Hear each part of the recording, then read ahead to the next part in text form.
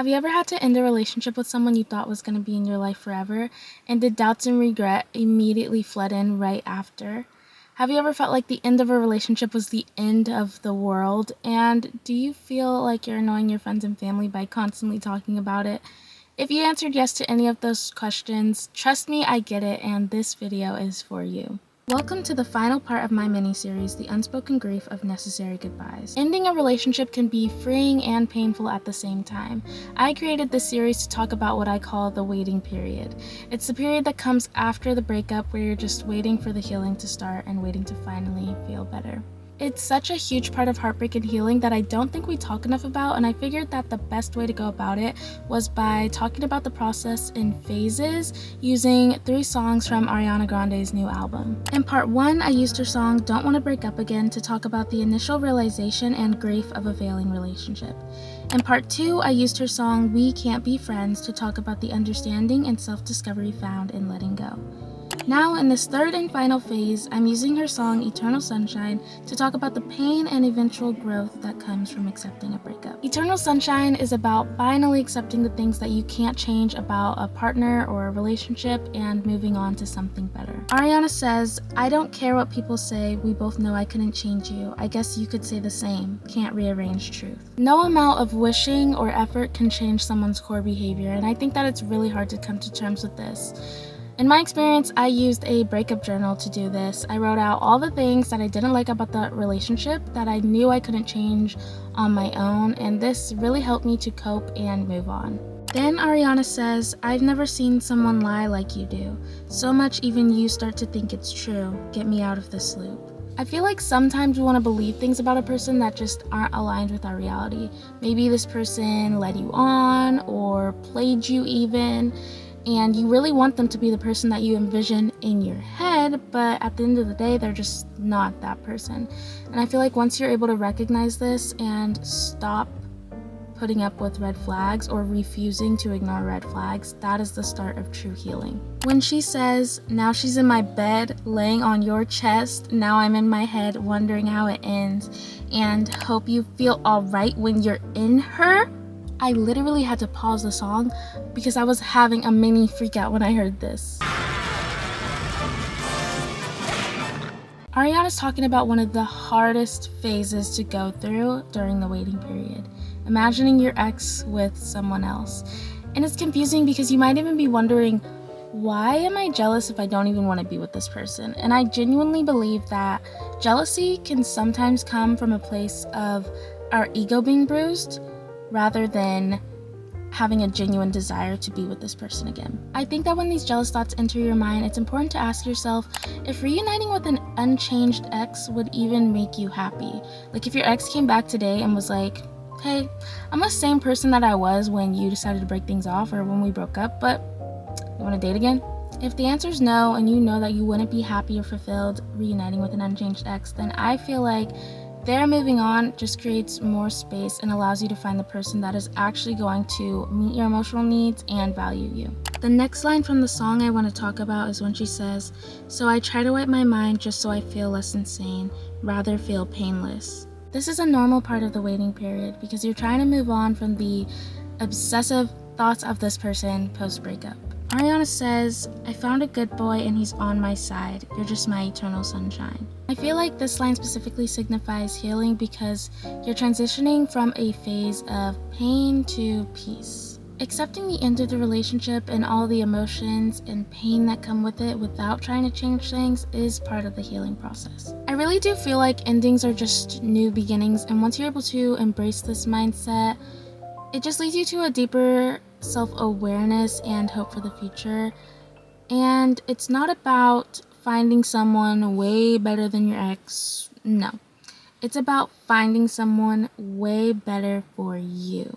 In the chorus, she says, I'll be the first to say I'm sorry, now you got me feeling sorry. Now, this series is all about the grief of necessary goodbyes, but this line specifically talks about the guilt that comes immediately after, or maybe even a little bit after. If you're somebody like me that has an anxious attachment style, then you understand that you try so hard to fix relationships because letting go feels like admitting defeat or giving up. Now, I'm a stubborn girly and I like to hold on for longer than I should sometimes, so I understand how hard it is to not feel guilty after letting go, but I think that it's really important to remind ourselves that people's problems are not ours to solve. The only healing that we're responsible for is our own. I think that this line in the song is a reminder of this, and I do plan on making a video in the future at some point on the fixer mentality, but let me know in the comments if that's something that you'd be interested in watching. Then Ariana says, I'd rather forget than know for sure what we could have fought through behind this door, so I close it and move. I think this verse reflects the pain that comes with clinging on to a person's potential for change.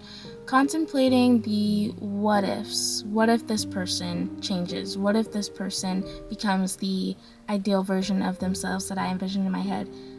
Those thoughts just do more harm than good. Hoping and waiting for a person to change can just lead to more hurt because it's coming from a place of desperation and scarcity mindset. You ended the relationship with this person for a reason, so you need to start trusting your own judgment. I really do think that there are an abundance of people out there who can meet your needs better than your ex ever could. And if you and your ex do manage to make things work in the future, great. But even if you don't, that's okay too, because if it's not meant to be with your ex, it's meant to be with somebody else. In conclusion, I don't have all the answers, okay? I am still growing. I'm just a college senior with lots of questions myself, and I'm not a therapist. Psychology is not even my major, okay? I'm a communications major with a minor in sociology, and I'm not an expert qualified to tell you what to do. I just like to talk. I like to rant. I like to talk, and I try to find ways to navigate heartbreak in life a little bit easier, and I hope that my content is able to resonate with you in some way and that my thoughts are able to help you the way that they've been able to help me. One thing that I am certain of and that I am a firm believer in is that relationships do not fail. They teach. Every person that enters and exits your life is serving a purpose and pushing you to grow in some way, and I think that we should just embrace the lessons, even in the uncertainty of the waiting period. The waiting period tempts us to go back to situations or people that are familiar but unfulfilling.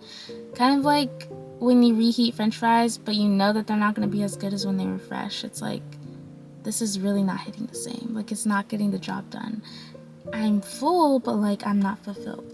You know what I mean? Instead of seeking comfort in temporary solutions that lack substance and will only continue to make you miserable, try to find strength in divine timing and moving forward. Sometimes it's better to do the hard thing and sit with the discomfort for a little while. You will see how your life transforms. Don't let self-doubt lead you back to unfavorable situations. The waiting period indicates change. Do you seriously think that the ideal version of yourself would go back to this person that you're crying over right now? Really think about it. Like take a second. I'll wait. Like, I'm a teacher right now. I'll wait. You said no, right? Exactly. They would probably laugh at the thought of going back to this person. So I want you to not let fear dictate your decisions in life, because it's not fair to you and it's not fair to the dream version of you that you want to be. And try to remember that you are not alone. Things probably aren't going to make sense for a while, and that's okay, because grief is a normal part of the healing process. Not only are you grieving the person that you decided to let go of, but you're also grieving the person that you were when you were with them, and you're growing into an entirely new, different version of yourself. It's growing pains. We all go through it. You remember how growing pains were, right? When you were little, like puberty growing pains. It's like emotional growing pains, and it's a universal experience. You're human. These feelings are normal and they are valid. The journey towards healing is slow, and everyone has their own ways of coping. Me personally, I like to pray, I journal, I meditate, and my online coach made a really good point to me that it's okay to have two feelings at once. I feel like a lot of the time when I was trying to forget about this specific person and like move on, I would tell myself, oh, I can't miss them, oh, I can't think about them.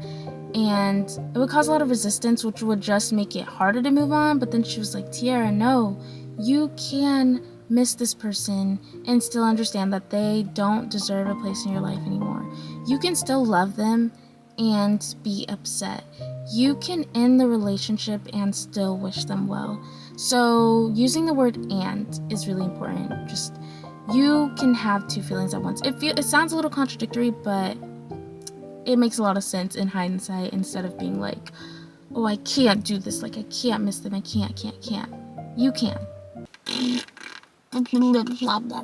My cheeks are starting to hurt. Thank you so much for watching. If you like this video, prove it by giving it a thumbs up and consider subscribing for more healing content like this. Leave a comment below because I want to hear your thoughts. My goal is to create a community where we all feel heard and supported, because at the end of the day, we are all just humans trying to figure out this life shit one day at a time. So I'll see you in the next video.